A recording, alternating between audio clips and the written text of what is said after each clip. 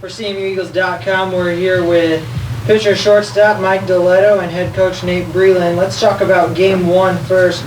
Mike, you had a 2-run home run. What did you see up there whenever that happened? I was just trying to hit strikes and just put a good swing on it, and it ended up going out, so I was happy with it.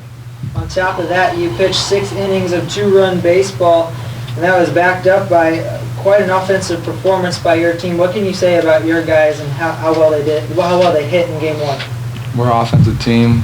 We rely on that, and I went out there 3 strikes, and we put the ball in play, and that's all you can ask for. Coach, let's talk about Game 2. Unfortunately, your team falls.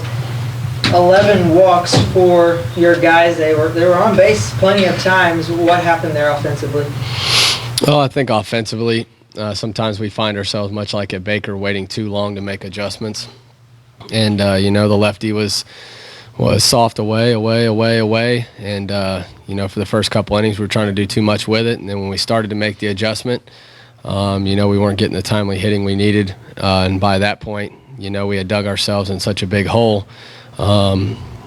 It's tough to hit and run. It's tough to do anything to put pressure on the other team when you're trying to go station by station and you're 7, 8, 9 runs down.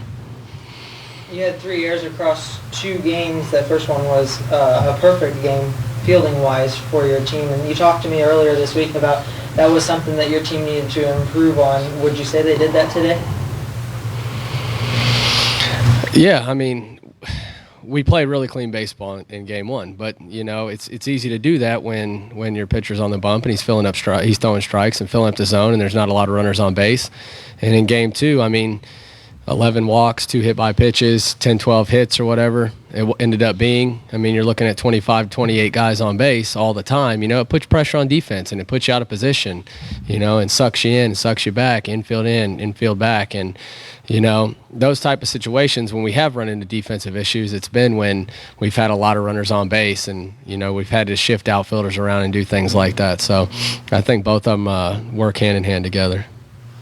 Going forward, what would you say that your team needs to look forward to with Mid-America coming into town on Saturday? I think we just need to go home and be ready to go to work tomorrow. I don't think at this point there's any answer, any surgery that we can do. We're 12-7, we're 3-1 in the conference right now, and we just have to know that day in and day out we have to play like the team at Baker and the team in Game 1 against Benedictine.